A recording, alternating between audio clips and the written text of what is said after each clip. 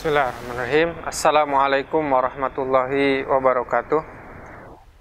Alhamdulillahi wa kafa. Asyhadu an la ilaha illallah wahdahu la syarikalah wa asyhadu anna Muhammadan abduhu wa rasuluh. Allahumma shalli ala sayyidina Muhammadin wa ala alihi wa sahbihi ajma'in. Akhwati fillah, dimanapun antum berada, di luar daerah antum semuanya yang sedang berada jauh dari kampung halaman, jauh dari orang tua, yakinlah bahwa sesuatu itu akan lebih bernilai, lebih besar nilainya, yaitu ketika keluar dari dapurnya. Bagaimana sepohon bambu yang diambil dari dapurannya itu dengan harga 4.000 sampai 6.000 saja.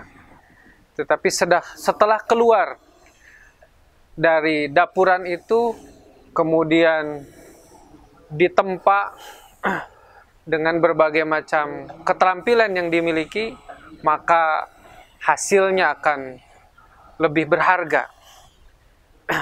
Jadi insya Allah bahwa antum semuanya jauh dari kampung halaman, dari orang tua, meninggalkan ma'had kita tercinta, dan kadang kita masih terus bernostalgia dengan masa-masa lalu. Maka kita harus mulai fokus kepada masa depan kita.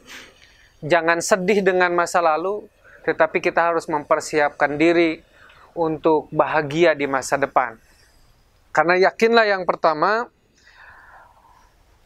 husnudzon billah, diperkuat hubungan dengan Allah Subhanahu wa Ta'ala, karena kemanapun kebersamaan Allah dengan kita itu harus selalu ada, ma'iyatullah. Sebagaimana antum semuanya telah dapatkan dalam tarbiyah kita, dalam liko-liko kita, di kelas-kelas kita, bahwa orang-orang yang beriman, yang bertakwa, yang yakin kepada Allah Subhanahu wa Ta'ala, maka Allah akan selalu bersamanya. Yang kedua, jangan tinggalkan orang tua. Kalaupun berjauhan, tetapi komunikasi harus tetap dibangun dengan baik. Maka sebagai seorang anak yang sedang berbakti kepada orang tuanya di tempat yang jauh, yaitu dengan mencari ilmu dan memuliakan mereka dengan cara mencari ilmu, dan antum semuanya dalam jalan Allah Subhanahu wa Ta'ala, maka tidak boleh meninggalkan yang satu ini. Komunikasi, memohon doa kepada orang tua agar kesuksesan diraih dengan luar biasa, dengan gemilang. Kesuksesan diraih melalui usaha kita, doa orang tua, dan takdir Allah Subhanahu wa Ta'ala. Yang ketiga, bahwa di setiap tempat memiliki adat, kebiasaan yang berbeda-beda. Maka adaptasi sosial, adaptasi lingkungan, menerima apa yang kita dapatkan hari ini, apa yang kita dapatkan di tempat yang baru, kita menyesuaikan diri, menitipkan diri kita kepada lingkungan baru kita. Ini penting agar mereka pun mendukung keberhasilan antum. Yang selanjutnya adalah masa lalu jadikan pelajaran. Di mana kekurangan kita, maka pada saat ini antum harus memenuhi kekurangan itu. Di ma'had, seperti apa kemampuan bahasa antum misalnya, maka sekaranglah saatnya menyempurnakannya. Di ma'had ada banyak kekurangan dari sisi akhlakiyah, ubudiyah, tarbiyah dan sebagainya, maka saat ini menyempurnakan segala kekurangan itu.